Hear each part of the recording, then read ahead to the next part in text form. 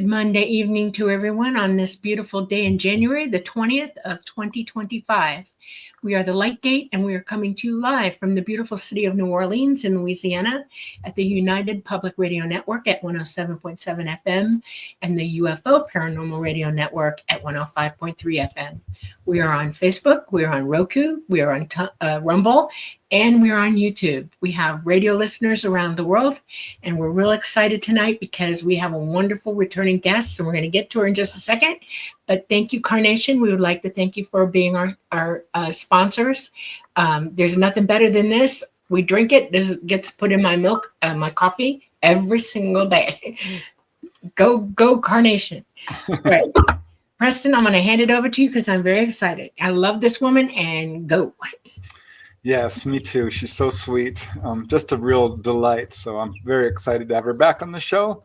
But first, let me introduce you all to episode 91 of The Light Gate. So excited. I'm your host, Preston Dennett. My lovely co-host is Dolly Safran. She's a contactee, subject of my book, Symmetry, a true UFO adventure. And we're working on a sequel. We've just about finished most of the interviews, so it's going to be pretty exciting. It's really exciting, too, how much of Dolly's experiences matches our guest tonight. It's one of the reasons I know she's a genuine contactee. But before we start with our show, let me just say hi to all you guys here who have joined us so graciously. Love you all. It's such a delight to see you each Monday evening. We have so much fun here. Last week's show was amazing with James Fox. What a great catch that was. I really did not expect him to agree to come onto the show, but he did, and it was a fun show. And I think tonight's show is going to be equally fun, and we have quite a few of you here already. So I'm going to be quick because I do want to get to our guest. She's got so many experiences. But let's see, we have Renee Cruz, who is first in line. Thank you, Renee. You're pretty much a regular, so it's always a treat to see you here. We have Ruth Kleiber. Hi, I will be listening. Awesome. And Louise, another regular. Hope you're doing well, Louise. I believe in New Jersey, right? Tim Houston, all the way from Australia. I just love that. That is very cool. That's cool. We have Gizmo. We have Peak. Happy Lightgate Monday. Welcome, Karen. We have Kaj Vardinghus. I think that's the first time I've said your last name, Kaj. It's cool. Okay. We have the Owl Man. We have Lunar Dove from Ohio. Darn cold here. What degrees is it here, Dolly? 18? It's 16 at the moment. Yeah, it's cold. We're going into the single digits sign, and it's going to happen in an hour or two. So, woohoo! 16 at the Owlman's home too. Okay, who else do we have? Oh, Lunar Dove, thank you so much. That's really, really very, very nice of you. You guys are amazing. Your contributions really help us to do this show and continue to do this show. So namaste. We can always count on you. You are just endlessly wonderful. We love you so much. Thank you, thank you, thank you. Karen Holton's even in chat. We'll get you on in just a second, Karen. We have Scarlet Fire. Very cool. Love is the answer. We have Tim Houston. We have a lot of people here tonight. It's so cool. Yes. It's getting busy in here. Yeah. Free Market Gold with greetings and salutations. We have videos from the underground. Cool. Awesome. Oh, the Owl Man. Hi, Owl Man. You guys are so wonderful and amazing. You just warm my heart each and every Monday. Thank you, thank you, thank you. That is just very cool. Teresa Levine, thanks for joining us. Scarlet Fire. So many trolls visiting my YouTube haunts lately. I am trolled regularly, so don't let it get you down. It's a good sign. It's flattering, actually. That means you're pushing buttons. It's the way I look at it. Okay, who else do we have here? We have Brian Morgan. We have Judy Wilhelm. Judy. Thank you so much. Thank you very much. Amazing. We have Octopus with no friends. You have friends. They're regular. We're your friends. We have As Is. I love you. I like that. Okay. Foggy Notions podcast. Very Howdy. cool. Yep. Oh, wow. Kelly Gauthier. Thank you, Kelly. It's Hello. awesome to see you here. Michael Kennedy, how you doing? Always bringing the popcorn. We love you. Kylie. Hector Gonzalez, all the way from Queens, New York. Thank you, Hector, for joining us. We have Austin Branson. We have Justin Sane. We have me about to get in trouble if I don't get this show started. Bob Thorson, thank you for joining us. And thank you for the very generous donation. Thank you. We love you. Thank you. CT Guitar Guy. Hi, CT Guitar Guy. The Mookie. Have you seen the Jake Barber story? Yes. We have. We'll have to do another Q&A because things are happening so fast. I got some things to say, and I know Dolly does too. Linda Catlett. Wes Decker. Very cool. Thank you. Very, very much. We wish you the best. We truly appreciate your support and generosity. Thank you. RP Bajbi.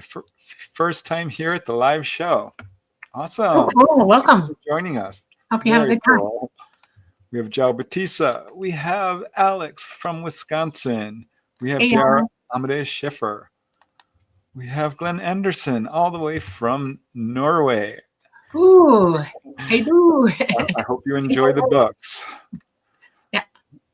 Okay, we have Moonfire, and I'm going to get started now. Bambi Dudley. We have Henry Jackson. We have Jan D. We have In My Opinion, Shelley Gomley. Yeah, we better get going. Just a couple more. Olivia. We have Natasha Stone, and we have Runs with Scissors. Be careful, Runs with Scissors. Yeah, definitely. Don't fall. Okay, now let's get our show started because I've already taken my 5 minutes allotted time, or 7 as it turns out to be. But yeah, we have a really wonderful guest tonight. I'm so excited. She is a returning guest. We've had her on, I think once before, maybe twice. 3 times already. Thank you very much. Jane's been on with us 3 times. Or we've been on her show. And then, yeah, we've all been together 3 times already. Yeah, she does Angels and Aliens podcast. So check that out. We'll talk a little bit about that for sure. But for those of you who don't know Karen Holton, let me tell you a little bit about her. Here is her bio. We're so happy to have her back. She is an ET and angelic experiencer, an author, an ex-political ambassador, holistic coach, and a trans-dimensional channel. Her professional experiences include shamanic guidance, awakening and ascension counseling, as well as public discourses. This is what she does. She's helping people who are having these very unusual experiences and having difficulty processing them or helping them to process them. As part of the Forbidden Knowledge News Network, Karen hosts the Quantum Guides Show. That's the podcast. She does the Angels and Aliens Facebook group. Okay. This weekly podcast is ideally suited to the newly awakened and for those who are awake, but may be socially isolated by their alternative beliefs. I've been there, done that. She also hosts the podcast called Aliens and Angels, which focuses on personal and paranormal experiences. Okay. Karen believes that self-love and self-care build the foundation for personal activism, awakening, and ascension as we become the change that we wish to see in the world. Wise words there. We become the change. Karen, and this is what I'm so excited about, is the author of the new book, Transdimensional, Meet the New Neighbors. And in fact, let me just bring up a picture of that real quick here because I do want you guys to see the cover. Give me just 1 second. I have it right here because I just finished reading. I'm bringing Karen in. Hey, here we go. While you do that. Hi, Karen. Hi. Welcome back. Thank you. Thank you for having me. Probably a good idea if having trouble pulling it up. Yeah. There we go. Well, I have an image in the background. Yeah, there it is. Look. Boom. There it is. Yeah. Oh, yeah, that's the Kindle for sure. It's available on Kindle and paperback. Yes, this is Transdimensional, Meet the New Neighbors for those of you who or listening on radio, it's a beautiful cover. And this presents her incredible firsthand experiences with extraterrestrials, interdimensionals. It's now available as paperback and Kindle on Amazon worldwide. And do check out the many links she has in the show notes. Because when you go to Amazon, say transdimensional and then her name, Karen Holton, and it'll pop it up for you. If you put her name first and then the name of the book, it might not help you out. But if you put the name of the book and then her name, it'll work. Yep. In Amazon. Okay. So first of all, Karen, thank you for joining us. Oh, my pleasure. Always so great to get together with you guys. And you guys have a special place in my heart because, well, if it wasn't for you, Preston, I never would have written the book, you know? I just thought I was a real weirdo, a real oddball. And then Chris Matthew asked me to do a presentation at the Forbidden Knowledge NewsCon, and I did. And that's where I met you, Preston. We did our round table together. Yeah. And you asked if I could send you a digital copy of my presentation, and you shared it with Dolly. And then you came back and said, Karen, you got to write a book. And so I went, oh, wow, that's a big job, but I guess I could. And here I am. I wrote the book. So thank you. Thank you both for having a vote of confidence in me and for validating my experience, because I, for the longest time, felt like quite the weirdo, I have to say. Oh, Not alone with that. I think that's a very common pathway for experiencers. They're like, am I crazy? You know, what's going on here? I've got to keep this secret. People don't understand. So yeah, when I heard your story, I'm like, oh gosh, I hope you do write a book. I always encourage experiencers to do so because honestly, we don't have enough that's firsthand cases written by the experiencer themselves, which brings an immediacy to the story that, you know, someone like me just can't deliver because I'm telling someone else's story. I'm going to tell my own one day. I think I've got enough material now. He does. Yeah. But yeah, this is what I love about your story. I just finished the book and I just want to give it a big shout out because there's a lot of books out there and some written by experiencers. But Karen, you did exactly what I was hoping you would do. You were brutally honest. You let it all hang out. It's a very personal book. Very well written, very well spoken through her words. It's really good. Thank you. Well, I didn't want to just have like dates and experiences. I wanted to bring the reader with me on my journey, if I could, you know, and I'm not an experienced writer. This is my first book. In fact, I have never really done much writing. And so it was important to me. That's why it took so long, I think, for me to get it published, was because I wanted to I wanted the reader to experience what I was experiencing, the awe of the whole experience. And the other thing that I think is unique about my book and why I think it's so important is that it adds another whole dimension and perspective to the UFO and ET phenomenon. And, you know, there are a lot of accounts and a lot of experiences, and I validate all of them.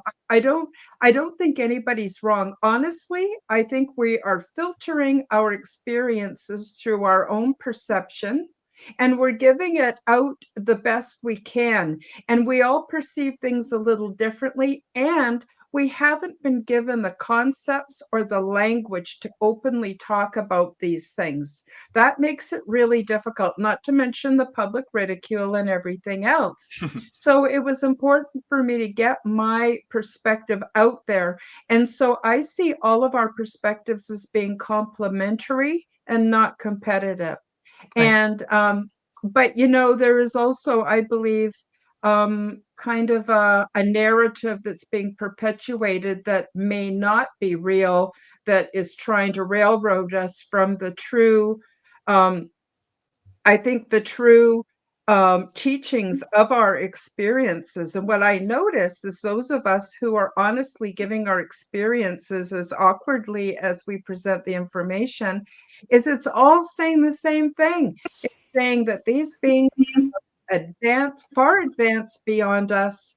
They want peace. They want us to have peace. They want us to step up and to improve our lives and our societies and our families and our friendships so that we can take our place amongst the intergalactic and transdimensional families that we're a part of, and that we have more in common than we have that separates us, much the way we on earth have so much in common. And I think it's really important that we put away our adversarial way of looking at things, and I think that's what ET wants for us too. Yep. Yeah, I totally agree. And yeah, the book is very emotional. It's not dry. You know, it will make you laugh. It might make you cry. I did, brought a tear or two for me for some of the things you went through, particularly as a young child. But really, it's also incredibly profound. And what I like about your experiences is they are very extensive. This is not someone being taken up into a craft and physically examined and let go. This is you living among the ETs in a very real way. And I can see how this was very difficult to process for you at first, because it's a lot. And it is. It really is. And in the beginning, I thought I was dreaming, and then I thought I was crazy. Yeah. And I want to speak to the time dilation. And Dolly, you know what that's like. Yes. So I was taken at night, every night for a 3-month period of our Earth time. But my experiences spanned about 3.5 years. So I'd be gone and I'd be experiencing days, weeks, even months, and then come back abruptly. And it was the next morning, back in my bed, back in my body, and back to my original life. And it really messes up with your head, because it's too much to process during one day, and then I'd go to sleep and I'd pick up where I left off. And so this expansion of time, that's what allowed me to have so many different adventures. But I got to tell you, I was very socially isolated. I didn't know what was going on. I loved being aboard the big ship. I loved my ET friends. I could trust them. I felt loved. I felt validated. I had purpose. I had value. All the things that were missing here, but I also felt great when I was there. And so then to come back and go, did I imagine that? Did I Right. dream that? But it took some time before me to realize I wasn't dreaming. Right. yeah, well, This like you was a said, real, dreams have a sort of jumbled narrative to them. yes, Yeah. this was completely congruent. And Yeah. I would take up where I left off. I made friends that were closer Right. than my family. I experienced things. I mean, I don't have full recall the way you have, Dolly. I don't have full recall, but I remember enough, and I did as much detail as I could. There's a few things I probably could have added, but I think it gets the gist across on, I could have talked more about what I ate. I could have talked a little bit more about the social interactions, but I think it gives the readers the gist of what it was like. And I don't expect anybody to believe me. That's not the purpose of the book. I don't need anyone to validate my experience. But what I do hope is that people will read it and it'll make an impression on them.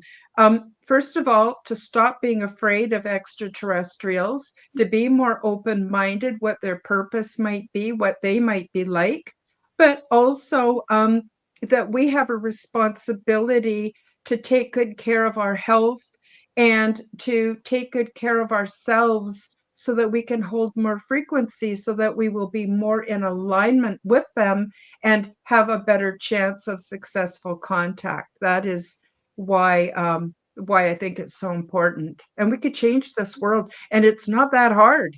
We can change this world. We have that power. Yeah, I just want to read a brief quote from the book where you talk about exactly this. My goal is not to convince anyone about my truth, but rather to educate those who are open to this information and to inspire others who may share similar incidents to come out and share their truths. Although many of us experiencers suffer from stigmatization and ridicule when we go public with our adventures, we are finding each other by sharing what we know and find a heightened level of purpose as a result. beautifully put, you know, and I love Thank that you. because that's exactly what Dolly basically said. She did not want this book out to try to convince people. It's to No. help. Right. One of the things that I realized anyway, and I bet you have too, is that my experiences added up to a purpose. Okay. Mhm. I wasn't being taught for nothing. I was being taught with a purpose. And I woke up one day and realized what that was. And that was to bring the truth out, to give people an understanding of who they really are and to tell the truth about it. And it doesn't matter what other people think. I'm not going to reach everybody. Not everybody's going to believe me, but those who are waking up and know that when they hear the truth and can research what we say and come to a conclusion about it are the ones that I am speaking to. And if you're on the path, grab whatever you learn from what we talk about and then go forward on your own with your own ability attached to it. It is important for us to know that we have truth, but the main truth, the body of what truth really is, has to be researched by each of us individually. We have to discover, it's the undiscovered country, like Star Trek said, truth is the undiscovered country and we have to go there, and it's important. So Yeah. Mhm. So you guys in chat, please get your questions in early because we will do a little Q&A session towards the end of the show with Karen so she can answer your questions. Be respectful. If anyone gets, a little bit out of line, I will not hesitate to delete you. So yeah, no trolling. We're here to love one another. Mhm. So, this book is really wonderfully narrated because I like how you go through it, explaining how contact is generational, talking about your childhood and how it leads up. It just takes you, like you said, on this adventure along with you. So we get to, eat the food, taste the food that you ate and explore the ship and all this stuff. So I thought we'd just kind of take a little bit of a walk through the book, not revealing everything because there's no way we could in 2 hours. And I also want people to buy the book because it's definitely worth reading. But Thank you. I thought it'd be interesting to start with, how you came from parents who had some unusual experiences, or your grandmother, your mother. Yeah, so my grandmother was well known for her invisible friends. So I live in Canada, and my grandmother, this is back in the pioneer days, just shows how old I am. And she was raised in a logging camp, and she was a little girl, and she had nobody to play with. And she'd go off into the woods, and she'd come back with these fantastic stories about her friends. And her parents and the community knew there was nobody around, so they thought she was just making it up. She was making up imaginary friends, but these friends stayed in close psychic contact with her for her whole life. In fact, she didn't go and hang out with the neighbors. She was devoted to her family. She had a very large family, 10 kids, but she just was content because she had these connections with these beings. And so the other thing is my grandmother had very little education, like equivalent to like grade 4. She could barely even read. But the ETs gave her um, methods for doing healing. And so she was a well-known healer. She was a midwife. If there was a doctor around, she assisted the doctor as a midwife, but she also had all kinds of ways of healing people because a lot of people didn't have access to a doctor. So I'll just give you one quick example. There was a neighbor, and he had this is probably in the 1940s, and he had back surgery, and he was in a cast, and he was in so much pain. He was just moaning so loud that the whole neighborhood was disturbed. And my grandmother had my uncles go out and shoot a skunk, but they had to shoot it without disturbing it. And they brought the stink sack home, and my grandmother cooked it up in a big pot with animal fat, like from venison and from moose, because that's what they ate then, and some herbs and things. And she created the salve, and she made like a giant Q-tip out of a stick with a rag wrapped around one end. And she took it over to the neighbor's house, and she dipped it in this salve, and she put it down the back of the man's cast, and it absolutely soothed his pain so that he could relax, sleep, and heal. Nobody knows how Grandma was able to come up with these different concoctions, whether they were herbal or, I mean, who would know to go shoot a skunk? Come on, that's pretty fantastical, right? And so she was well known as a healer, and she always knew what was going on with her kids, even when they were grown up. And my mother was actually very afraid of her psychic abilities. My mother and my stepfather wanted to move up the social ladder. And in those days, as even now, if people think you're crazy or weird, you will not get the advantages that you would get for moving up the social ladder. So my mom kept pretty tight-lipped, but she did launch herself as an alternative healer, and she didn't have any training either. And people would come from miles, hundreds of miles, to see my mom for healing. And her mother, neither one charged a dime. They just made themselves available to people who were suffering so that they could get a healing. And then there's me. And oh my gosh, I've had these paranormal experiences since I was little. I'm wondering if I can just take a minute to talk about childhood trauma, because it seems that a lot of people with heightened abilities have been through some kind of childhood trauma. And it's not like, oh, I'm the only one that's had childhood trauma. Many of us have, too many of us have. And this stuff should never happen to children, but it does. And it's almost like when something's taken away, something else is given to us. So, we work our way through the trauma, we work our way through our lives, we get our heads back on our shoulders, and we make as best life as we can for ourselves. But I believe that when a door closes, a window opens. And it seems that a lot of people who have paranormal gifts have had some childhood trauma, and it's interesting to see the correlation. So I don't feel bad for anything I've been through. I tried not to get into too many juicy details in chapter 2, but I wanted the readers to get a gist that even though many of us have had these tragic things happen, it doesn't have to stop us from having an amazing, amazing life. That this amazing life is here for all of us. And I'm not a special kind of person. I mean, yeah, I've got some probably genetics and different things, but really, I think that we all could have transdimensional experiences in ET contact. Yeah. I don't think that it's just for a few or religious people. I think it's for everybody. So I just want to start off with that. Well, I want to thank you for having the courage to talk about that, because I think a lot of people do have difficult childhoods. And I totally agree. I did a whole study of multiple personality people who went through really severe trauma, and every single one of them is profoundly psychic. There's definitely a connection there. And I've noticed that a number of people I've interviewed have had difficult childhoods. So I'm not sure and I think I'm just speculating here. I think sometimes contactees, being more spiritually bent, if you want to put it that way, more spiritually inclined, I guess would be a better word, choose to come down and help the parent who might need a little bit of guidance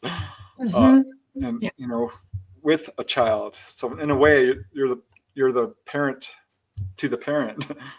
Just a theory, because I've seen this with a lot of contactees. They have a difficult parent. Usually one's fine, but another one maybe not so much. It's interesting to me. But yeah, thanks for just being honest about it, because I just know there are other people out there who don't have the courage to come forward, who have had this kind of experience. And I loved how you described how some of these experiences led to remote viewing or astral projection. So yeah, could you talk a little bit about? Oh yeah. So or remote viewing? So one experience that I think a lot of us have had is when I was little, I would go to sleep at night and I was flying. I was flying. I was seeing the aerial photography below me. I had no way of knowing what things look like from the sky. I couldn't have made it up. But these dreams were in full color, and it was spectacular. And it was one of the really high spots or wonderful aspects of my childhood. And I think a lot of people, even in our audience today, have had these very vivid, amazing dreams of flying. And I love that so much. Another thing that happened to me is I was very afraid of the dark. And and I couldn't sleep because I would be all tucked in under my covers and I couldn't breathe under there. And so one time I don't know if it actually appeared or whether it was a vision. I don't know. I was young, like 5 years old. And this huge fiery griffin appeared. And it let me know there was no speaking, no words, but it let me know that it was there to protect me and that I was safe. And I didn't have to worry about going to sleep. This beautiful fiery griffin. I have a few images in my book. They're AI generated. I didn't draw them. I'm not that talented. But it gives you the gist of what it was like. And I was a little girl, and I have a picture in there of me with the fiery griffin. And this griffin would come. I would just summon it. I'd be scared at night, and I just summon my griffin, and it would show up. And it was amazing. It was amazing. So I can't really explain how that happened. But then sorry, go ahead. I have a question for you. Do you realize that you're OBE when you're flying? You're out of body. It's not really a dream. You're lucidly OBEing, and your physical mind is hearing what you're doing and seeing what you're doing. One of the tip-offs is that, and you just almost described it perfectly. You left out something. Yes, it's in color. Yes, you hear the sound, but you also have the physical feeling of it as well. Because even outside the body, we feel everything. All our senses are at play. And one of the first things I learned when I was very, very small, because I started to fly very, very young, OBE, was that I was not in my body, that I was outside, and that I was really seeing this. I became obsessed with verifying it. And it's funny you had a griffin, because I had a dragon. That's why I have a blue dragon on my book, because I have a blue dragon. I'm obsessed with my dragon. I love my dragon. And I tried to figure out, where did this guy come from? And it's a past life in another place in the universe. And you actually know this entity, and it is protecting you. You know, I had an OBE with a dragon once. I was an adult, but what's so interesting, Karen, was that you weren't even really aware of what a griffin was until you saw one later. You're like, oh my gosh. No, it wasn't until I was in my 20s that I saw a book, and I was flipping through, and it had kind of like fantasy animals and stuff, from folklore. And there was my griffin, and it had the eagle head and the eagle wings, but it had the body of a lion.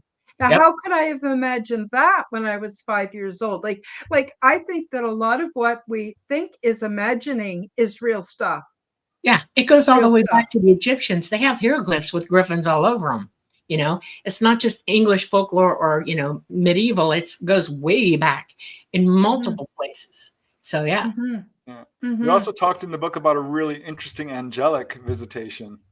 Can you share a little bit? That was a good one. Yeah, sure. So, but I also just want to tell people, when they buy the book, there's quite a few other paranormal experiences that are unbelievable that I also have in chapter 2. But in chapter 2, I also talk about my angelic experience. And this shows you how important it is for us to keep our frequency at a certain level. So what happened is I had a very traumatic experience. Long story short, my ex-husband had remarried, and they convinced me that it was their turn to raise the children. And so I didn't want to say no, because I wanted them to have every opportunity. So I let them go live with their dad, and then he cut me off, and it broke my heart. I was in such a deep state of grieving. What I didn't know was that there was a man that lived in the same house as me who had committed suicide 2 years earlier. And I found this out because I met a woman who asked me where I lived. I told her. She says, oh my God, I know the mother of the man that died in that house. But this is later. This is like 2 years later. But at the time, I was in such a low state of grieving and sadness.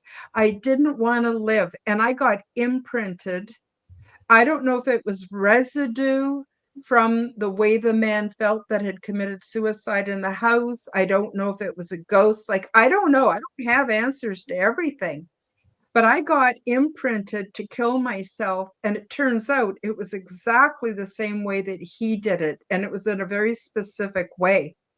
So here I was going to off myself. And I was up all night. I was crying and I was crying and I was so unhappy. And I missed my children so much. I just didn't want to live without them. And all of a sudden, I saw what appeared to be right in front of my eyes, all these points of light. And there was light flashing out the sides that gave them the appearance of wings. So they didn't look like humanoid angels, but they definitely looked like angels from the way the light was flashing out. And I don't know if it was one or 1,000, but it sounded like 1,000 beings speaking to me all at once in absolute perfect harmony and in perfect unison.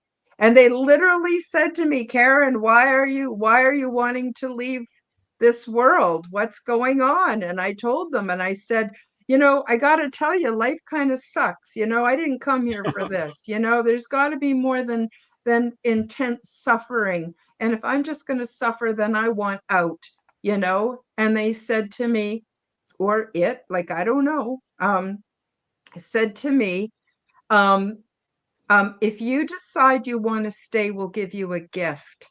And I thought, what the heck would I ask for? What kind of gift are they talking about? Like, I didn't even know what was going on, but it shook me up enough that it sort of allowed me to change the course of my life. And so I said to them, I said, well, I don't want to decide right now. I need to think about this. Like, this was really, really big. And they said, no problem. They said, we're always close by. All you have to do is vocalize what it is you want, and you've got it, because we're sincere. We want to give you a helper. I said, okay, thank you very much. And then it faded from my vision, and that was the end of that. And the next couple of days, I started going for these long walks. And I was thinking, what do I want? What do I want? I thought, oh, money. If I had a whole bunch of money, I could fix this problem. I could get a lawyer. I could get my kids back. But I knew that wasn't right. I knew that wasn't what I needed. And then I thought, oh, if I was really beautiful, I'd probably get a really rich husband and he'd help me get my kids back. I mean, these are just all the crazy things. This is why I didn't want to be too quick to make my decision, right? And I went, no, that's not it either, Karen. I know that's not it. And it took me a few days, and I would go out and walk for miles just thinking. And then then I knew what I needed. What I needed was wisdom, because if I had wisdom, I would know what to do. I could make a success out of my life. I could be a blessing on this planet, and I could turn things around. Now, this is the really freaky part, and I don't expect anybody to believe me. But then I heard a voice, and it's not like I hear voices, guys, but I heard a voice, and it said to me, Karen, do you want the quick method or the slow method? And I didn't think about it. I just blurted out, I want the quick method, because I didn't want to suffer anymore. But what I didn't realize, and I should have checked into, was the quick method was the really intense method, which meant that I had to handle all the shit life threw at me over the next number of years. And that's how I would learn, and that's how I would become wise. Whereas the slow method was a gentler path. But no, I had to choose the quick one. And so there were several times in the next few years where I went, oh, Karen, what the hell were you thinking? But then, you know what? I learned so much. I learned more than I'd ever learned in my whole life in a fairly short period of time. And then I stopped making mistakes, and I started actually engineering my life. And it was the most amazing thing that ever happened to me. And that happened before the ET contact. Yeah. Yeah. Well, I like that, because if you don't lead your life will lead you. So it's good to take charge. And that I found that whole story to be really touching, because I've interviewed other people who've talked about their angelic encounters, and they've also said they speak in chorus. Mhm. So that was a little detail that I thought, wow, this is something, it gave me chills. And also, talking about living in a place where someone had committed suicide. I interviewed another contactee, a Native American guy whose son became really depressed. They could not figure it out. And, regular conventional medicine wasn't helping him. He had gone to Europe for a foreign student transfer type thing and came back suicidal. Well, it turned out the room he was staying in, their son had committed suicide. They ended up doing a Native American healing, and the spirit had attached to him, came out, and it was a big celebration. And then a UFO showed up during the celebration where the guy was freed from this spirit attachment. So that was like, wow, this is another story that's very similar to what you just described. I think that does happen. Happened for me, and I'm not making any of this stuff up. This really happened. And I would even be willing to take a lie detector test. No problem. I love that.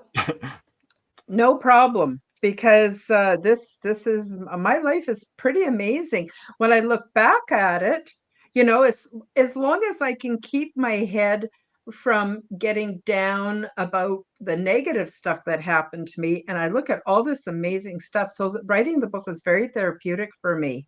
And it reminded me of all these amazing experiences I've had. And I had to write about it. I had to tell other people so that they could know there's so much more. I believe we're born into a construct that's, I don't know if it's how it got started. I'm not even going to speculate, but there are a few people, like 1% of the Earth's population, that hold all the power, and they decide how things are going to be for the rest of us. And this construct is a false matrix. And there are all kinds of things that we're only allowed to believe certain things. We're only allowed to do certain things.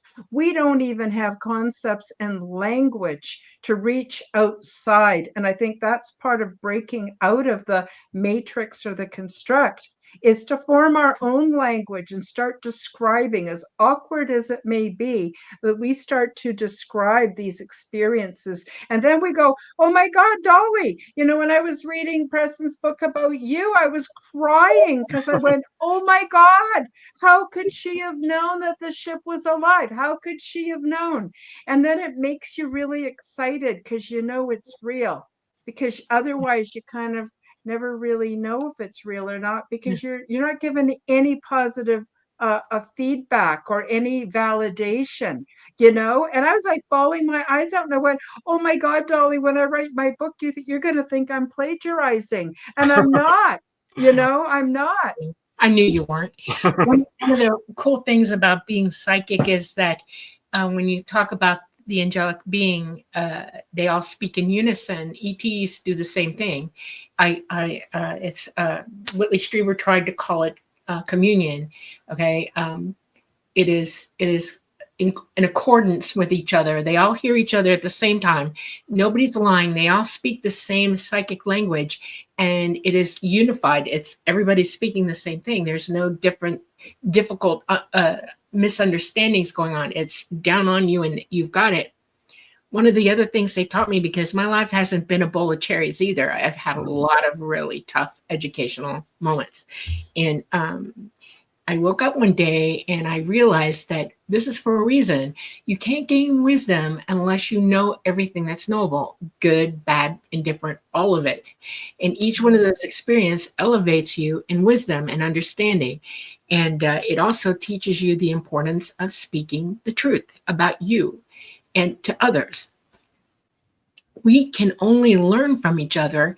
And if we don't talk about these things, we learn nothing from each other. We're hiding. And you're right. The powers that be on this planet, the 1%, have taught everybody to be separate, to have a side eye and misjudgment, misunderstanding, and a fear of each other. And so we're not communicating like we should. And it's wonderful for contactees to come out and tell their truth, their story, so that we all can join with them and compare and contrast, to understand, to learn things that we wouldn't have learned any other way. You can write books all day long, but unless you're in community with everybody else and we're all helping one another with that by communicating these things, you're exactly right. We're a lost group, and it's important that we all show up and use our voices. And like you said, it's very therapeutic. I always recommend to contactees, write this down. It will help. Not only keeps events straight, but it absolutely is therapeutic. Right. It's amazing because you start to remember more details too. Yes. As you go through. You're not. Yeah. Your brain goes, oh yeah, remember this, and da da da da da. It gets more and more and more. Fear will block your hippocampus from giving you long-term memory from a short-term event. And it's really important to reschool yourself in it, talk about it, open up to yourself. Self-truth is just as important as any type of other truth that you're working on. Self-deluding ourselves is very bad for you. You just tell the truth to yourself, write it down. That's one way to do that. And you've put it in the firmament of yourself. You write it in stone of who you are. And that's important. Know thyself, It's funny, we haven't even started to get into your book really at all. It's so amazing. Because the meat, I love how it gets really deep into it towards the middle and the end. But you did have UFO sightings as well. So I'd like to touch on that because that brings it, a level of physicality to it. Like, you know what? This is not just dreams. You actually have had some physical sightings. Yeah, I sure have. And it's interesting that the sightings actually happened between the angelic experiences and the ET contact. Cool. And so I've heard that after people start to see UFOs, often they start to have contact. Anyway, I think the most, I'll tell you a couple of the most dramatic ones. One, I was driving up on the North Island Highway, which passes through Nanaimo and goes up the coast of the east coast of the island. It's a huge island. And I saw this fireball coming down on an angle in the sky. And it was kind of like gold and copper, super sparkly. It had a short tail, and there was a low mountain range beside me. And it came down on an angle and it landed on the top of those mountains. I didn't feel any impact, any vibration. I didn't hear any sound, nothing. And I looked around and nobody else seemed to notice. But it was like totally obvious for me. And when I got home, I did an internet search whether there was any comets or space debris or anything. There was nothing. And I thought, how could I be the only one that saw it? And I saw it. It was definitely, I saw it. And another kind that I saw, for me to see UFOs, it's kind of like, I don't know if you guys get this, but you get the feeling to look at the clock and it says 11:11. I don't know what's up with that, but it happens to me all the time. And so I just kind of know to look at the right spot at the right time. And there was this gray metallic looking cigar shaped UFO up there. And then all of a sudden, right after I noticed it, there was a round, I'm guessing it was a portal. It was rainbow colored, circular. And so the cigar shaped UFO started to insert itself into this circle, but as it went in, it appeared to shorten because you didn't see it coming out the other end, right? And so it went in, and then when it disappeared, the portal itself shrunk and disappeared. And I'm watching this going, I can't believe what I'm watching. And I'm just watching, and there it is. And you saw light gate, Karen. That's exactly what I was thinking. Light gate. Karen, you the show. The light saw gate. A light gate. That's how we transport through dimensionally. You saw a light gate. It's a door, not a portal.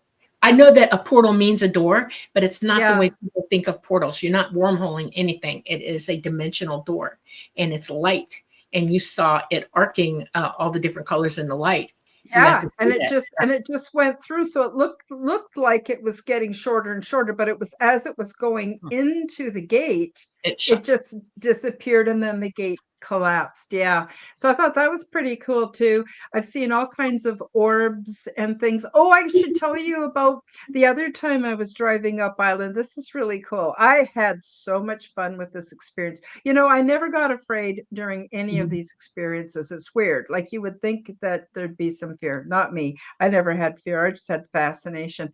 Anyway, so I'm driving up island and I get tired and I pull off to the side and I decide to have a break. And all of a sudden, I see two headlights facing me. I'm looking out my driver's side window and I'm looking out over the water and I see these two headlights. And I thought, that's strange. There must be an island out there. It was dark. I couldn't see. And I thought there must be an island out there with a parking lot and the cars facing me. Well, after a little while, I felt okay and I started pulled off and started driving north. And the two headlights kept pace with me. And I knew they couldn't be headlights. And because the car would have to be driving sideways for it to be two headlights. It was just looked like two headlights. And it followed me for like 10 kilometers, which is like probably about 7.5, 8 miles until I got to the next town and then it disappeared. And the next time I drove up island, I pulled over at the same spot and there's nothing out there, no island, no nothing, just way off in the distance, you could see the coast. And I went, oh my God. And I thought, of course, why me? You know, this is pretty exciting, but I'm pretty excited about it. So that happened too. That Yeah. one makes me laugh because Dolly, you described that too. The headlights. Yeah, I did that to somebody in Indiana once. I was young lady, and I was not flying for very long, and we were in Indiana, and there's a highway there, long highway, goes from north to south, and I think it's 51 actually, and it was middle of the night, and we had finished what we were doing. We were getting ready to leave, and I was over this highway, and I saw a lone car out on the highway. I thought, why not? And so I got behind it, okay, and I had to tell out to blow Chevy lights, so it thought a Chevy was behind it. And I followed it for a little while, and he would speed up, and I'd catch him, and we kept going, and I eventually rose up, and I went over top of him, and then came down in front of him, and spun around, and Chevy lighted him again. He slammed on his brakes. He nearly bit his tongue off. I'm not kidding you. And I felt so bad because it scared the holy what out of him. And I can hear Talata in my mind going, was this necessary? And I went, no, not exactly. And it hurt me that I'd done this, okay? And I realized what a stupid, dumb thing I did, okay? And I was never going to do it again, never, because that scared him, okay? But yeah, I found out later that a lot of new pilots will do that. Yeah, they know how to pilot, and it's the lights, and they look at you. They can fly sideways with you. I'll show you pictures of Talata doing that. It is, yeah, it's a thing, and a lot of young pilots will do that. They'll hot dog you, and if they got nothing better to do, and they'll just hey, how you doing? And they're curious about everybody. And if they can hear you thinking, if you're like broadcasting really high, well, broadcasting to them, they'll be very curious about who you are. Very curious. So, I was really excited. I was really excited. I loved it. It was like we were playing. It was fun. Yeah, exactly. Well, we need to take a quick station ID break. But after we do, I'd love to hear you talk about Bob the Gray, because that's also a really interesting part of your story. We'll definitely talk about the ship, and I mean, gosh, we might have to have you back. There's so much to talk about. We've only just begun. Right. But I do want to let you all know you are watching The Light Gate, episode 91. Our guest today is Karen Holton.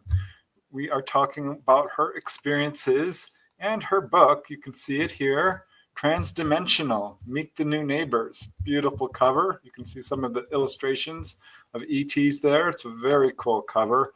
Wonderful title, too. I really like the choice of title as well. We've talked all about her childhood experiences, some interesting tidbits about her grandmother and mother being healers, all kinds of stuff we've touched on, an angelic experience, some out-of-body stuff, or UFO sightings, and there's so much more. But I do want to let you all know that we are streaming live on several platforms. We are broadcasting live on the United Public Radio Network and the UFO Paranormal Radio Network, 107.7 FM and 105.3 FM from the beautiful city of New Orleans in Louisiana. But we are on other platforms. We are on YouTube. We are on Facebook. We are on Roku. Check us out there. We are also on Rumble. I also want to let people know that Karen does have her own podcast, two Yes. of them, Quantum Guides Show and Angels and Aliens. Is that right? And what time and where can we find those, Karen? Quantum Guide Show is every Wednesday at noon Pacific, 1 p.m. Mountain, and 3 p.m. Eastern. Aliens and Angels podcast they're both live, is on Sunday at 11 a.m. Pacific, noon Mountain, and 2 p.m. Eastern time. And I'm on Rumble and YouTube, and then of course the replay goes out on all audio platforms. All right. I also do want to give a shout out to Carnation. It's Carnation Monday. They support all the shows that air on Monday, and we are one of them. We're very blessed to have your support. So thank you. We love you. And thank you, you guys, for joining us for this show tonight. I'm putting little stars next to all your questions. I love some of these questions. They're really good ones. And we're going to pick the questions first that are geared towards Karen and her experiences. And if we have time for others that are more general, we'll definitely get to them. But yeah, Karen, your story is amazing. I'm just loving this interview. So cool. And I love your story about Bob the Gray because it brings a human aspect. People have a tendency, I think, to think about ETs as us and them. And you make it very clear, like, no, that's not how it is at all. Dahlia stated this very clearly as well. So yeah, tell us a little bit about Bob the Gray. Yeah, so I feel a bit bad for Bob because he started to communicate with me back in like 2005. And I thought it was my imagination playing tricks on me because I didn't see him physically face to face. He would appear to me what I call the portal of my imagination. I believe that our brains and our consciousness is actually technology. And that's what it's there for, is for us to communicate and have these lucid dreaming or remote viewing, which I think is also probably the same thing as astral traveling experiences. So Bob was trying to communicate with me, and I thought it was just my imagination. So one day I started making fun of him, and then he disappeared and it didn't bother me anymore. And I went, well, that worked. Then in 2014, he started to show up again. And this time I realized he was a real thing. And I felt really bad. I felt really bad because I had basically disrespected him. And I know that I didn't deserve to have him as my friend, but he came back and he gave me another try. And so what I would do is I would sit in a comfortable chair, or I would lay down, I would close my eyes, and I would just start lucid dreaming or remote viewing. And Bob uses something, I don't know exactly how it works, but it's like a padded lounge chair. And when he sits in it and reclines, it boosts his frequency so that he can contact other beings that are either in different dimensions or far away or whatever. But so anyway, he would come to me and he would share information with me. And I am quite positive that he's the one that got me to start with the exopolitical work. And the exopolitical work is me going aboard the big ship and attending meetings, but it's always in an astral form. It's in a disembodied astral form. It's not physical. I know I'm not physical. And I'm able to communicate. And I'm grateful that most of my memories from these meetings are suppressed, because that's the kind of intel that agencies here on Earth might like to pester me for, and I don't have it to give. So it's really important that that information, specific information, be suppressed. And I don't write a lot about that in the book. But anyway, so Bob and I, I used to just sort of hang out with him. He was really an interesting kind of guy. So he looks like a stereotypical gray. There's an image of him right there. He looks like what we would consider a stereotypical gray, but he seems taller, and he always wears these black slacks and a black turtleneck sweater and a fedora hat. Now, you would never expect a gray to dress like that, but Bob dresses like that. I've heard So, of other cases like that, just so you know. Oh, I didn't know that. So I Yes. asked him, I said, why do you dress like that? And he says, oh, he really loves, oh, he didn't use words, but he basically let me know that he really loves Michael Jackson and Frank Sinatra. And there's something about both of those performers' music that raises his mood, puts him in a good mood. He loves it. So here is a gray who has appropriated 20th century culture, and he just, that's just how he is, and it's great. And another time I wanted to get a look at him, like I could see his eyes, I could see his face, I could see his form, but I couldn't really see his mouth, and I was kind of zooming in trying to get a good look at his mouth. And he through psychic telepathy, he superimposed this great big human toothy grin onto his face. And I burst out laughing. And what he was trying to do is get me to lighten up, and just lighten up, Karen.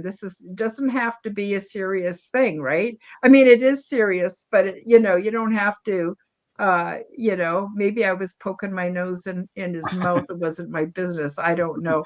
But I thought that was pretty interesting. So he always comes with a sense of humor, and his energy is very light. And I actually miss him. I only saw him when I needed him, if that makes sense. And I have not seen him since 2020. And I think the reason is because he's off assisting other people with their journey. You know what I mean? Like, we kind of got to a certain point, and I was doing fine and making contact with the big ship and having my adventures. I didn't necessarily need him. There's other people who need him, but I'm pretty sure if I need him, he would be here. And so, yeah, Bob the Gray. I call him Bob the Gray. That's not really his name. I was going to ask, yeah. No. I just asked him if it would be okay if I called him that, and he was fine with it. So Bob the Gray, he is. Yeah. Very cool. Yeah, Mama appropriated what she wore from, Pioneer Day. She loved this gingham type of, smocky kind of dress with big pockets in the front. And she picked it out of my head, and she just absolutely loved it. And oh my God, she wore them all the time. She would make them herself even, she had a good time with that. Mm-hmm. Wow. All right. So let's get a little bit deeper into some of your experiences on the ship. And gosh, I took all these notes here. There's just no way we can get through all of this. But I loved your very vivid descriptions.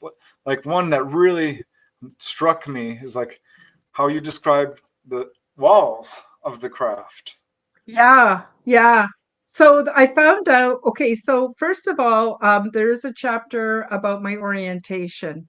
And I have no idea how I got there. All I knew was I was there. And I was in this large room, and it was an odd looking room.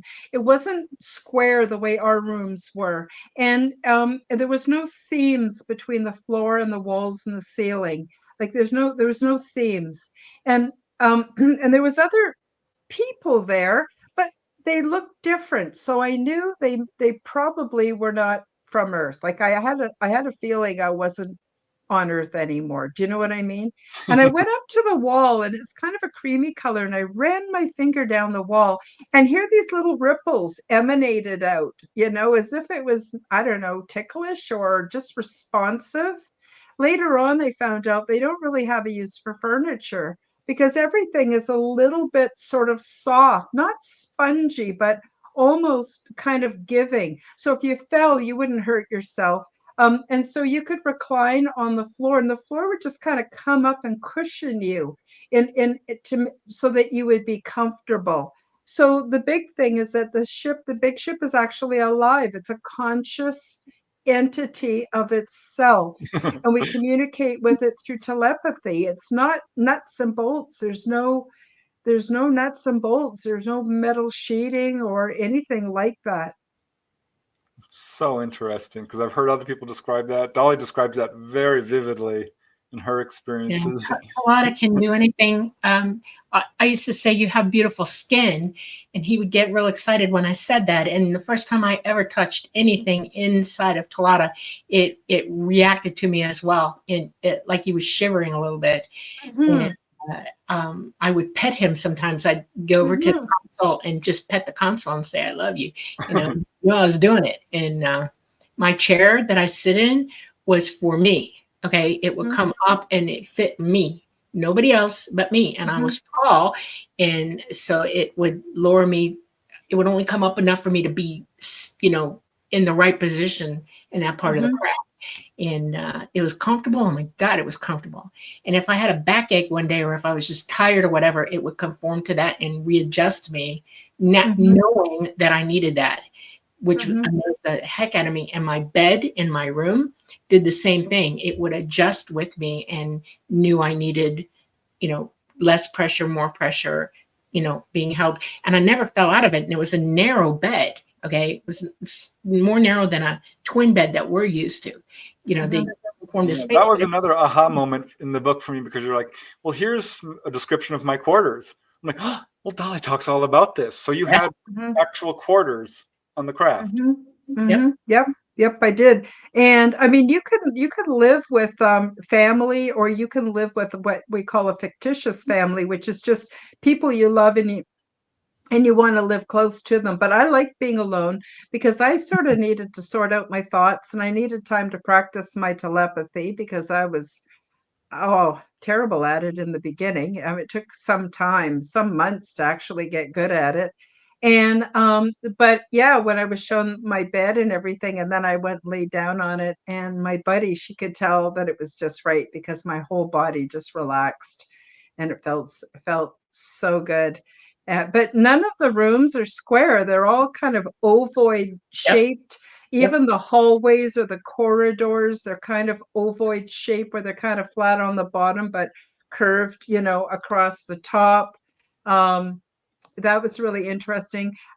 Also, it was not like a sterile environment. There were plants that grew everywhere, and edible plants. So we kind of got together for more of a formal meal once a day. But the rest of the time, you would just pick berries and sample leaves and just take what you wanted and figure out what you liked. And so eventually I ended up designing this sort of basket that I would wear. It had a strap, and I'd poke my head and shoulders through, and it would just sort of rest at my waist. And then I could just pick stuff and put it in there, and collect all kinds of stuff, because I was so fascinated with the food source. Actually, that's what led me to a botany specialization, was because I was so interested in all the plants, and they're beautiful, and they just grow everywhere.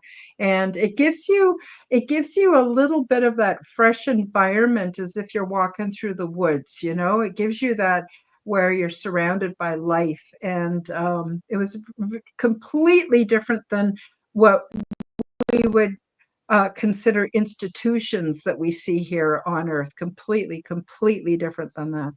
Yeah. Another thing that I was fascinated by, because you don't hear it a lot, and I really dived deep in symmetry with Dolly, was bathrooms. Because people are always asking me, I've never heard of anyone describe a bathroom. I'm like, well, wait a second.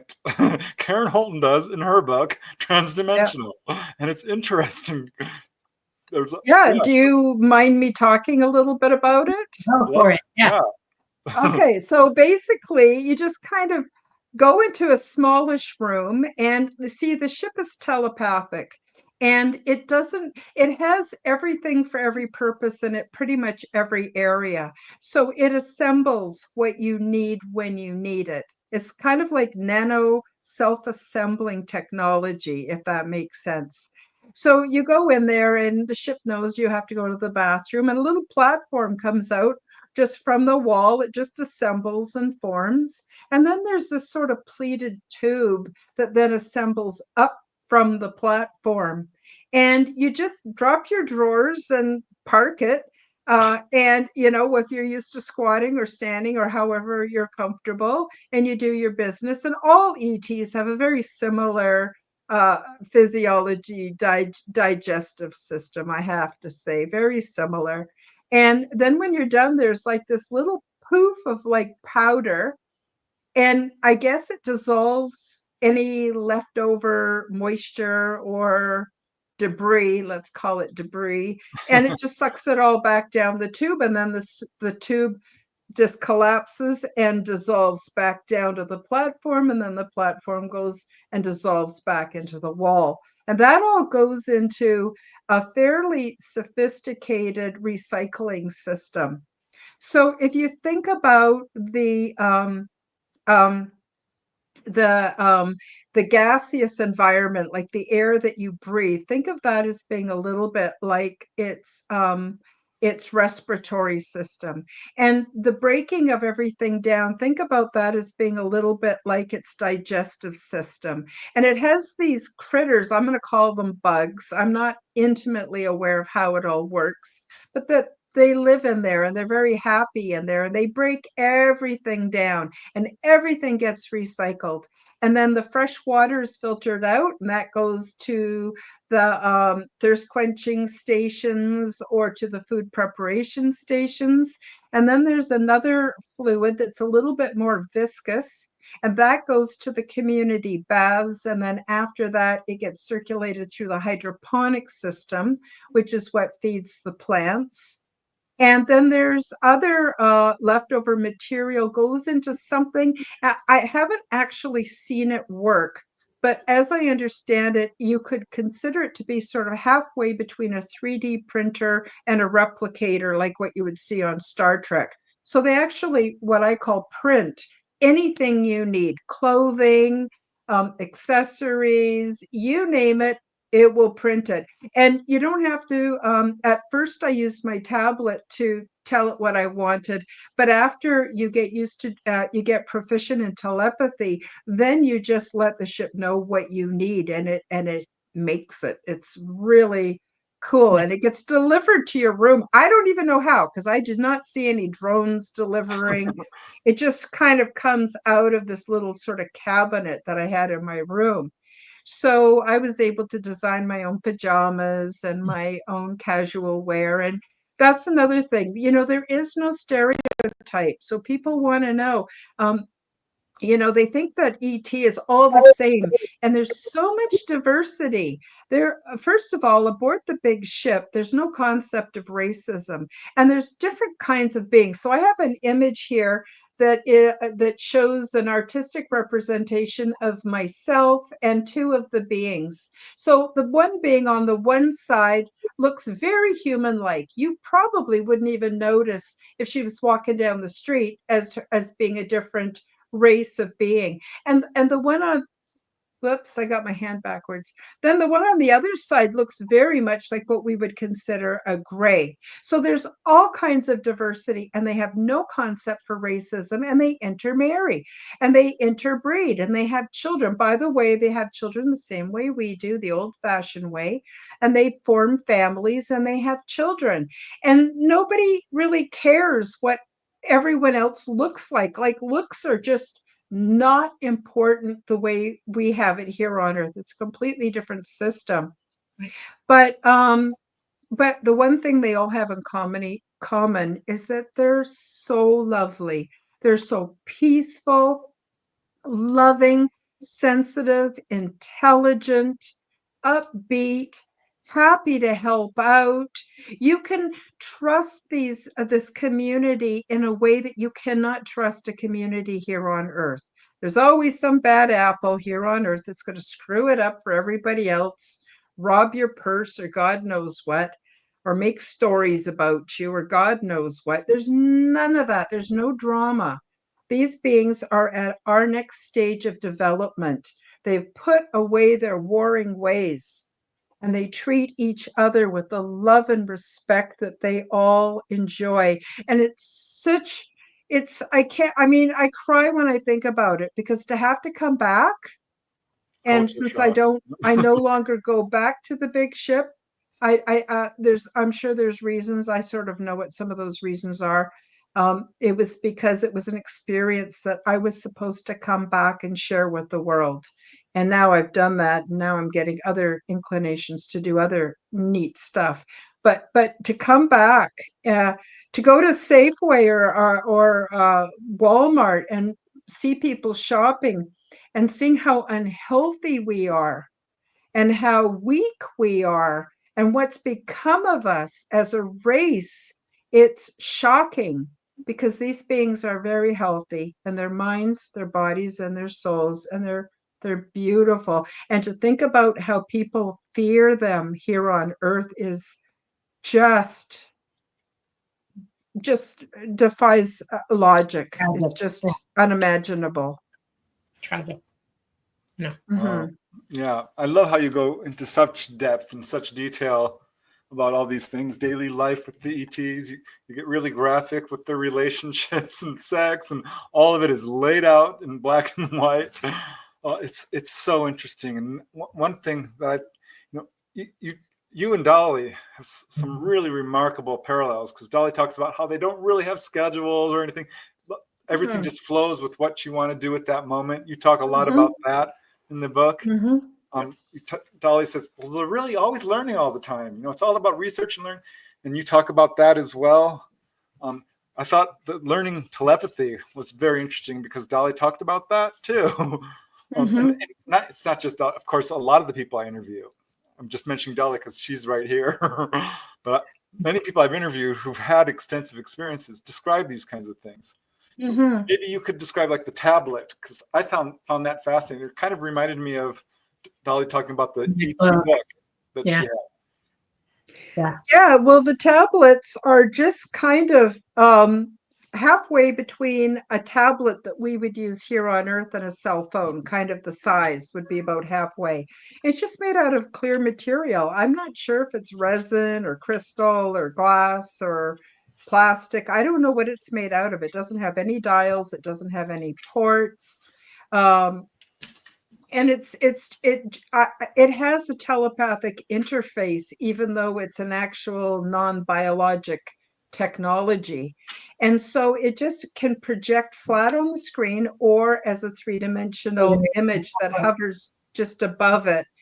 And you can use it for all kinds of things. You can use it, like, for instance, when we were down on doing scientific expeditions on different planets, we would use it just to gather frequencies and images of plants and what the plants were made of. It was a diagnostic tool, but it also recorded our thoughts and our feelings, so that when we went back and we put all the information together kind of on a big holographic system, you were able to really learn what it was like to be on that planet and to experience it. But the tablets could also be used, like, for instance, in the beginning, I was taught how to use it so that I could just find my quarters amongst all the other hall. Like, it's laid out like a giant labyrinth, and the big ship is huge. I call it the big ship. It's no exaggeration. Millions of beings live there, and there's sort of, floors. It's sort of saucer shaped. It's sort of spherical, but it's squished on the top and bottom, so it's sort of flattened on the top and the bottom, right? But anyway, there's many floors, and it's all laid out like a labyrinth. So anyway, if it wasn't for my tablet, I never would have been able to find my way back to the quarters. So we could use it for that. You could use it in the beginning for orientation. It's just an amazing little device. But then pretty soon I got to use the virtual reality headsets. And that's sort of one step up in technology. So as I mentioned, the big ship is conscious. and we can telepathically interface with it. And it has all the information. Imagine it like being on Earth where your information is stored on a cloud, but this is stored on the consciousness of the big ship. And so when you use the virtual reality, it's just like a thin band that fits around the back of the head and down and on the sides. And there's two little sort of nubs that rest on your temples. That's it. And so you see everything in your imagination as though it's an actual lived experience. That's Wow. how you experience it. So you don't have to look through your eyes. You're seeing it in the portal of your imagination. And so you can learn tons of stuff. That's what I used to learn telepathy. And that's how I learned tons and tons of stuff. Wow, very cool. Well, I want to get Yeah. to the questions at some point. We got about a half an hour Yeah. left. Is there anything else you want to talk about before we dive into the questions? I have to let the dog out. He's going crazy. Not really. I don't know. Seriously, folks, buy the book. I think you'll like it. I think you'll get so much more than what we could talk about here today.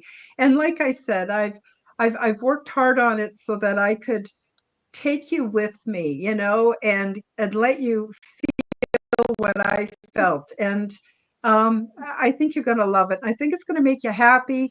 And I think a lot of what you're going to read about will resonate with you. And I think it's very different than a lot of the UFO and ET narratives that are out there.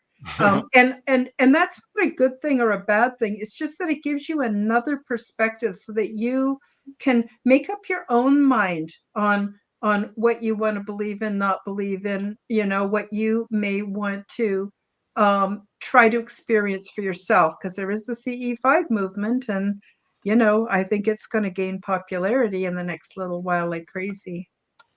Cool.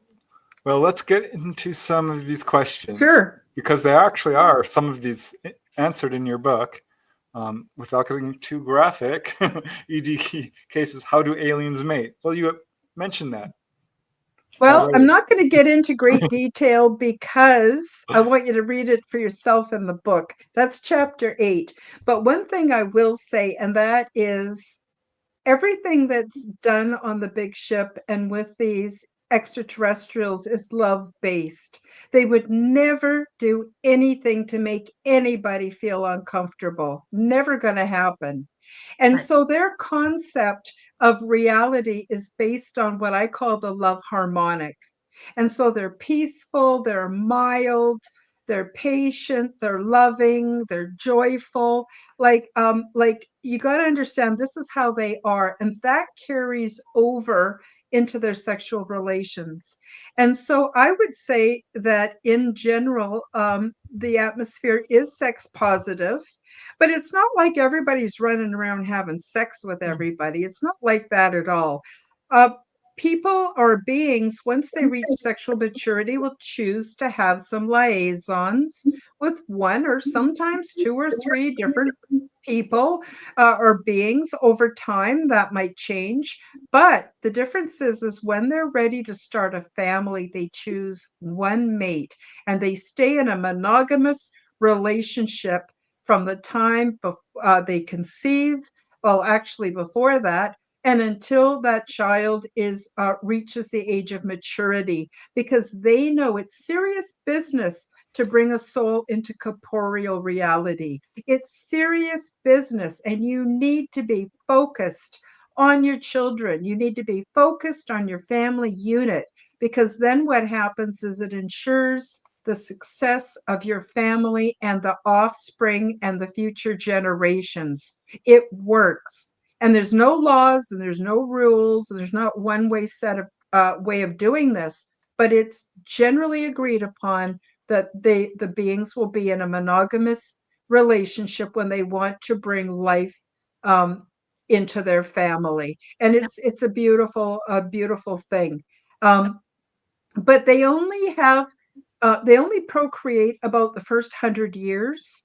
And they will only remain sexual for about the first 200 years, but they live for at least 500 years. So they live much longer than us. So what do they do for that last 300 years?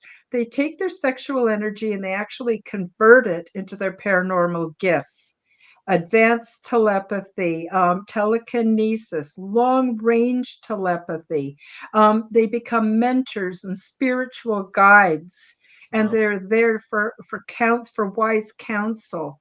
And Yep. everybody, no matter what their age, respects the elders. Yeah. Absolutely. Tall Gray's mama is over 800 years old, and the first few hundred years of her life, she had children, but they all reached maturity. They grew up and they went on and they went into what they were doing, and she moved into service. In other words, she helps Mhm. people, and she became a mother liaison with them, and she's Yes. been evolving since then, and it's quite amazing to watch. As a matter of fact, I have two hybrid boys with the same tall gray. Mhm. And the father of the grace, when they first came to me and asked me if I would join with this, would I consider it? I thought about everything they told me and I decided to do it naturally. Okay. Mhm. And the father was like ecstatic. This is great. Okay. And he was monogamous to me throughout their lifetime and actually worked toward raising them when I couldn't be there. Okay. Mhm. And it was a lot of the time. And when they finally reached maturity, he moved on and he does other things, but he was monogamous. There is a father of my two daughters, and I'm not going to say who it is, but I am in that same thing. Okay. And Mhm. it is neither me or the father are able to be with them, but I have an identical twin sister who took that role, and she is with them, and she Mhm. is doing exactly that.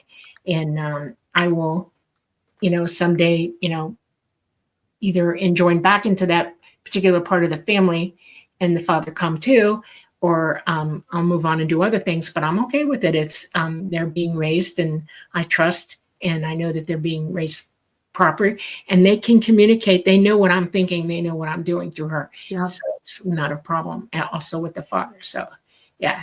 Yeah. Mhm. Some people are Lovely. asking where they can get the book. To go on Amazon, type the title of the book, Transdimensional, then type Karen Horton, and it should come Holton. up. Holton. Sorry. Now, some people get no results in the search. So I recommend people when you go onto Amazon, whatever country you're in, there's a little menu up at the top corner, little lines with the menu. Click on that and click on the bookstore. Click on books or click on Kindle and then type in the name and it'll pop up right away. Yeah. So if you have trouble, you might have to go to the Amazon bookstore. Yeah. Um, I was going to say too, just to give you guys a little spoiler alert and a little treat. I don't normally share this on shows, but I will tell you that there's also two kinds of psychic sex. And one is mind to mind, and the other one is heart to heart. So the mind to mind is like sharing an erotic fantasy, and it results in rather profound results. Let me just leave it at that. The heart to heart is completely different. You have to be in the same room to have the heart to heart, but you don't actually touch each other, but you do lock eyes. And your heart produces a toroidal field, and your toroidal field and the other beings have to overlap for this to work. And there is no thinking, no fantasizing. It is absolutely 100% sensual physical experience, and it's the most intense. And I'll just leave it at that. You can read more about it in the book, but I just thought I'd give you guys a little spoiler alert for coming to the show today and let you know about that. So there are other ways of having sex than what we know here. Yes. All Exactly. right. Here's another. We're not going to get to all these questions, guys. I'm going to try.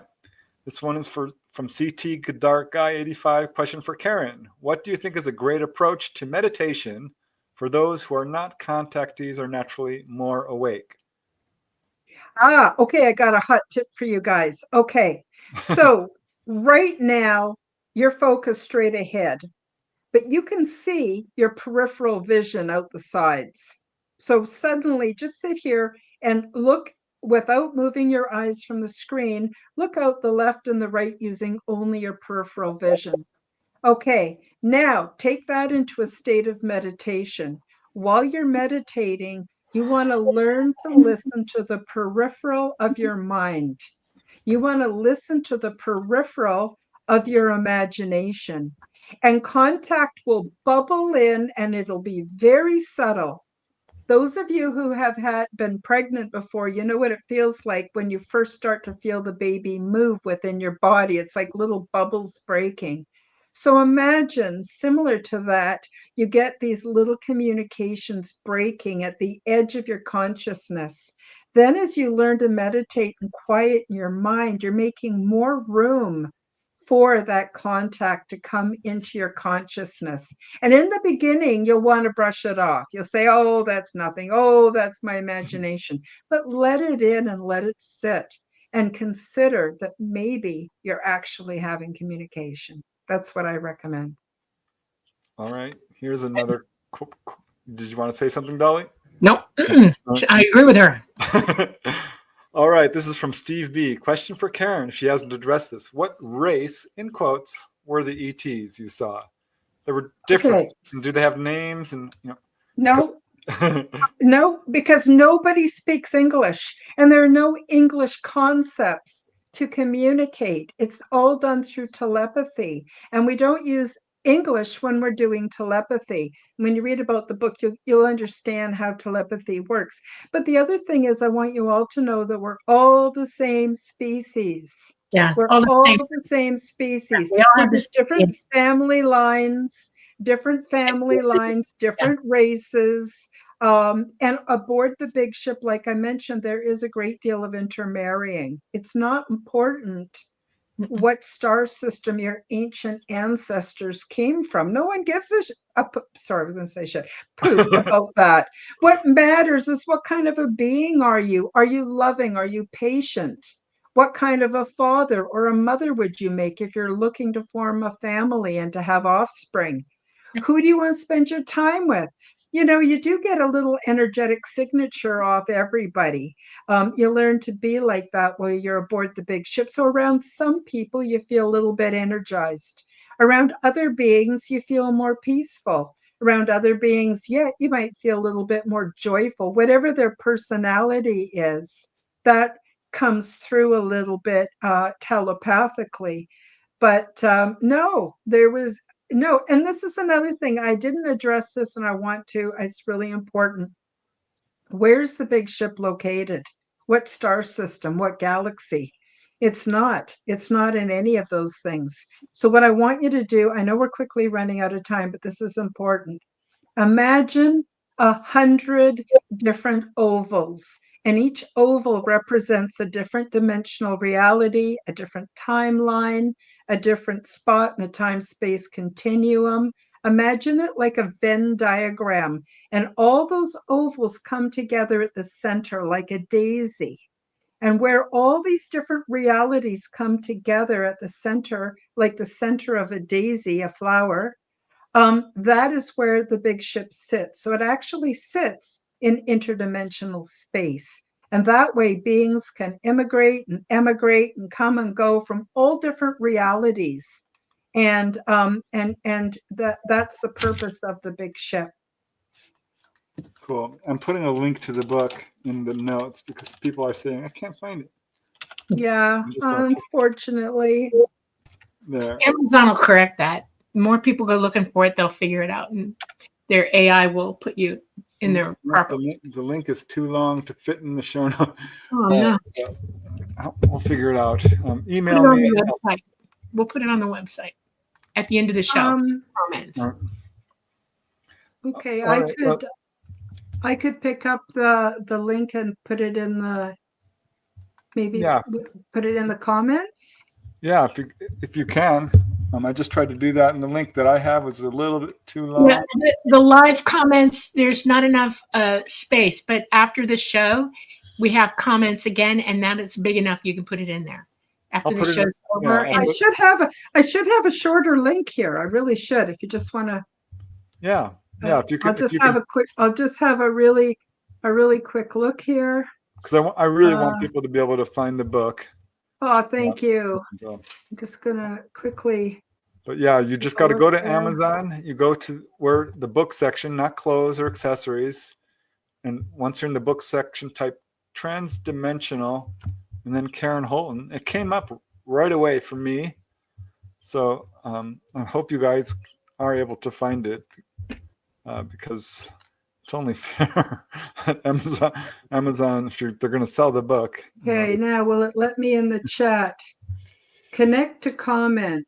Connect your YouTube account to join the live chat. Well, if you want to email it to me, I can do it. I can pick up my email while we're still on the show here. We still have a few minutes left. Yeah. Or Messenger, whatever is easiest for you. But meanwhile, let me see if I can get to another good question. I think I can do it this way. Here we go. I saw you in chat. So Ta-da! Did it come through? let me see. Oh, well, Louise just found it. I don't see it in the chat here yet, but do you know the name of the ship you visited? Does your ship have a name? I just called it the big ship. A lot of what I've described in the book, I don't have language for. Okay, I'm going to email it to you, Preston. All right. And while you're doing that, I'm going to find another question because I saw one in here that was asked a couple of times Now the by darn thing Leah, freezes up. which is, do the ships purr? Have you heard that, Dolly? yeah, I've heard that. Talata will hum every now and then, and we can all hear him. And sometimes he'll do something to the skin where he's like transmitting a beat or a hum or something that could be a purr. He's just letting everybody know that he's, I'm around. And people are asking about the egg, the recent egg Sorry. video. Do you want to make a comment on that, Dolly? Well, that is a psyop that is back engineered, and it's not real. First of all, ET craft, all of them, according to Stephen Greer, he's completely 100% wrong, misinformed, and uneducated in this. And I'm going to be very, very stern about this.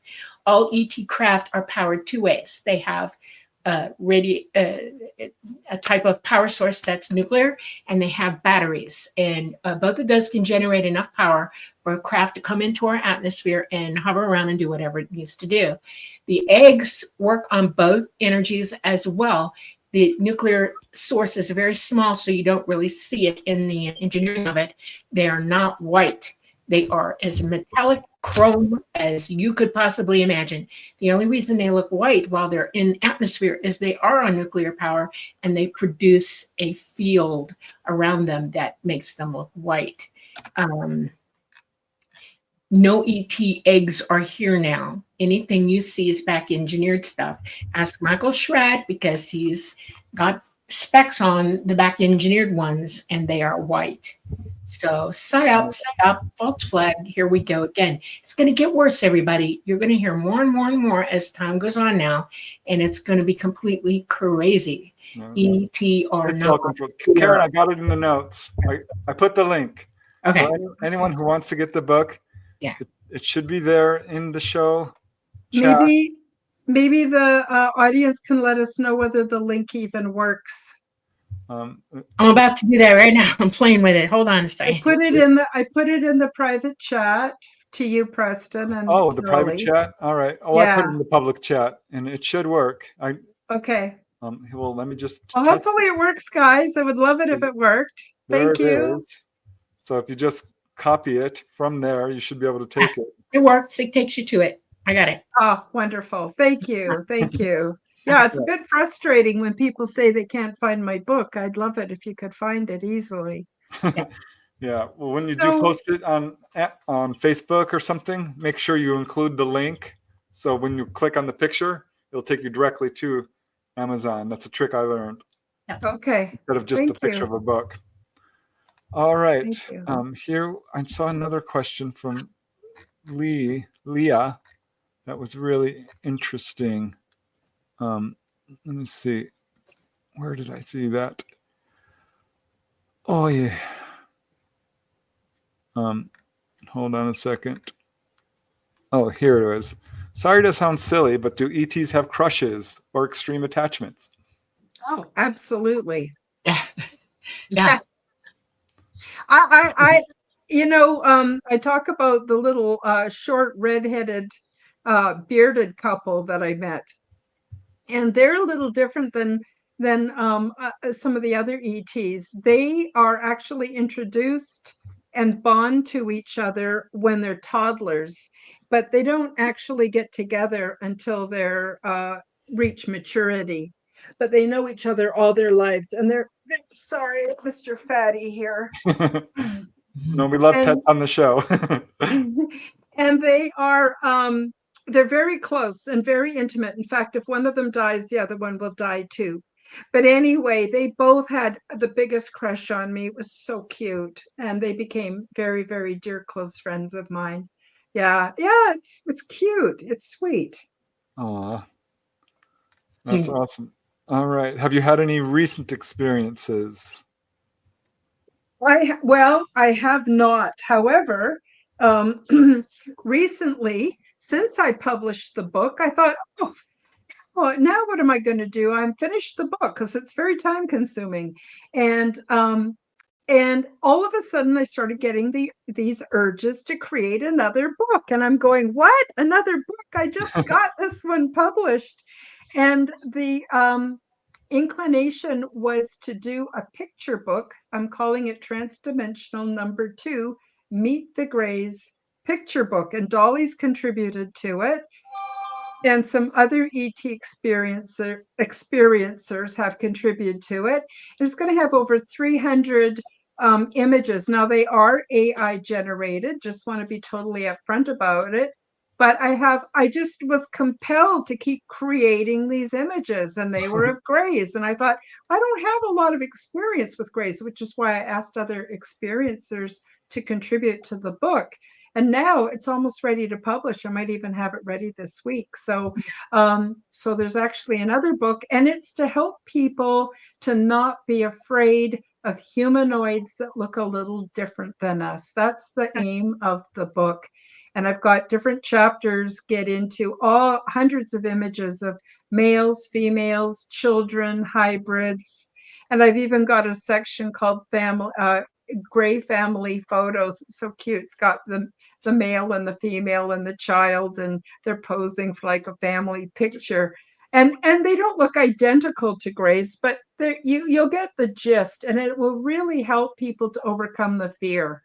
So that when they do see a gray, because it's only a matter of time, then they're not going to be freaked out. They're going to be able to stay grounded no matter what the military industrial complex wants to start putting on the news.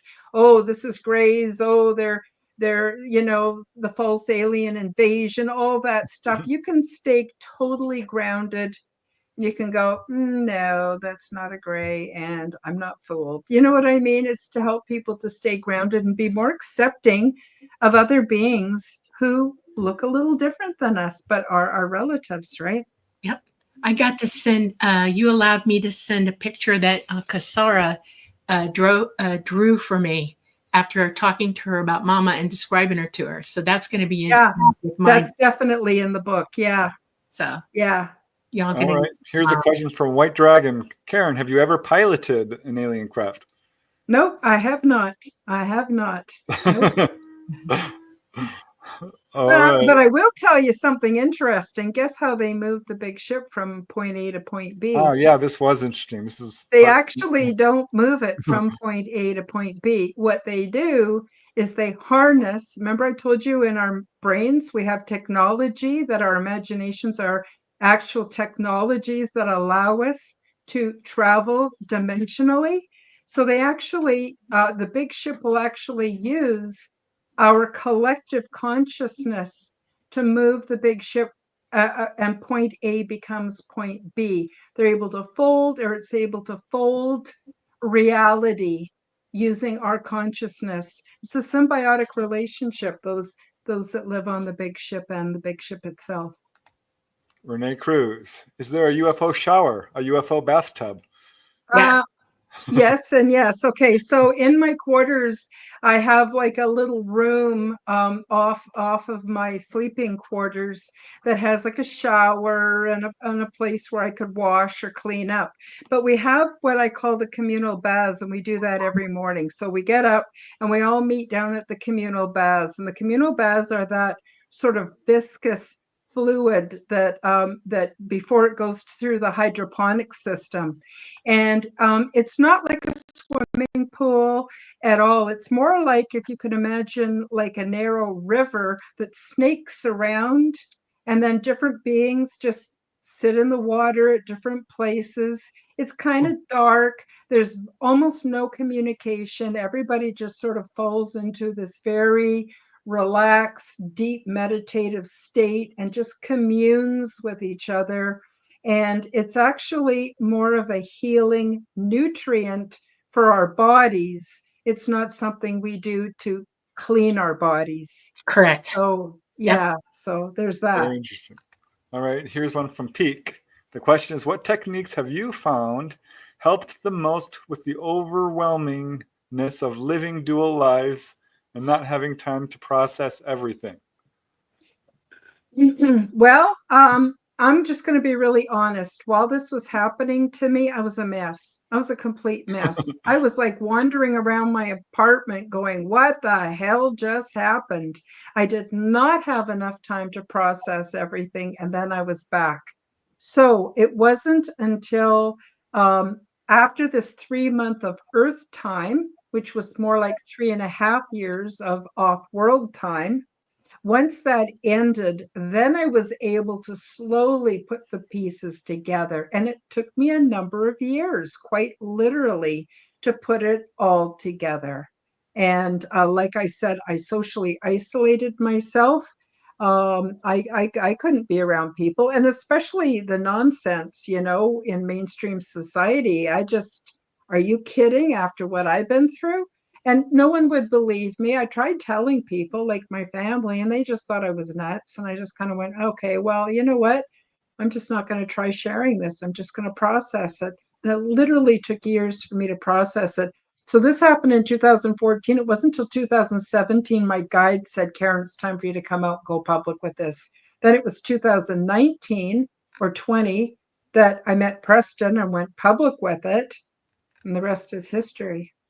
I mean, I don't know.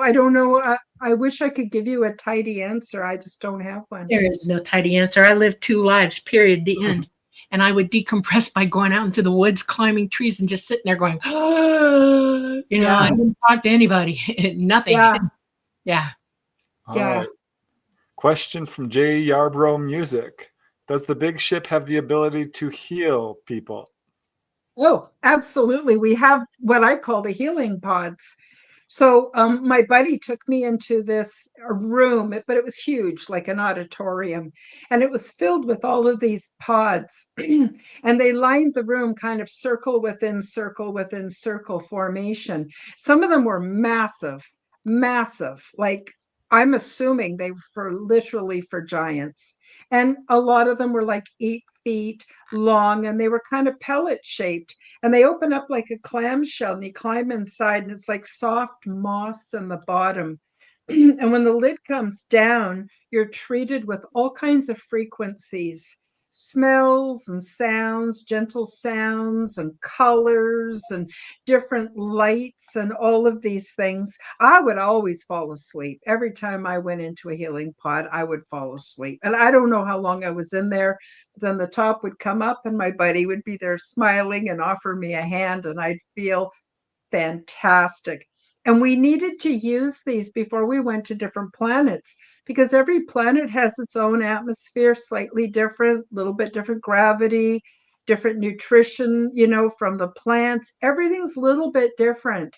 And for you to feel at your best and do the job that you're there to do, you need to condition yourself. And that's what the healing pods were for. But nobody there's sick, because if they ever were sick, they would just use a healing pod, and that's how they keep themselves in perfect health. They don't have to work out or lift weights or jog or anything like that. All right, we're running out of time. This is a question that comes up a lot. People are always wondering, are there bad aliens out there? Have you had any experience, or did you see any evidence of that? No. Now, I'm not saying there aren't any assholes. Pardon me. I know I'm not supposed to swear on the show. I'm not saying there aren't any. Maybe there are. I don't know. My experience is a fairly small, contained experience, so I can't speak for all ETs. But based on my experience, no, they're well above our level of development, where they are into what I call the love harmonic, that they would never want to harm anybody, and they would not want to be harmed themselves. In fact, a lot of them don't even think about that. When I was on board, I couldn't communicate what life was like on Earth, because it would be too disturbing for the gentle beings that live there. Oh. Yeah. They'd have nightmares, literally. Had that problem with Micha in the Delphi system, my friend. She would ask me things, and she would see things in my head, and she would just like, no, let's not talk about it, because I think too much about all the bad stuff.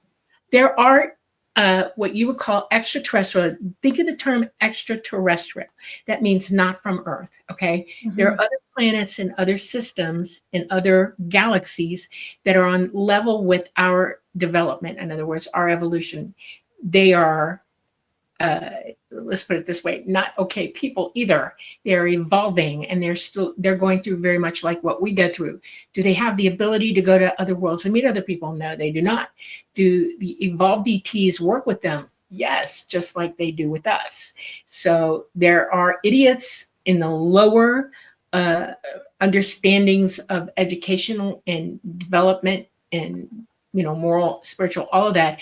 And then there are the ETs that do go from place to place, universe to universe, who are billions of years in advance of us.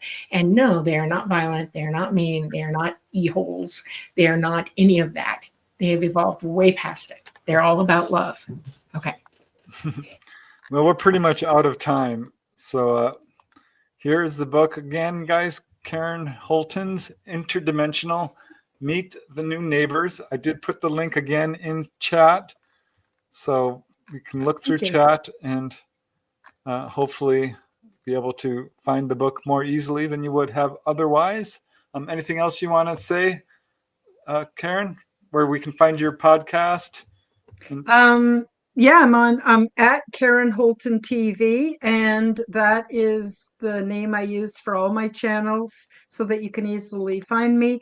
And if you want to find me on the audio podcasts, it's the Quantum Guide Show with Karen Holton is how you would find me.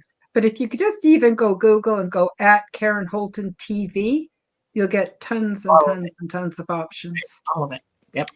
Very cool. Well, that was such an awesome show. We're going to have you back again.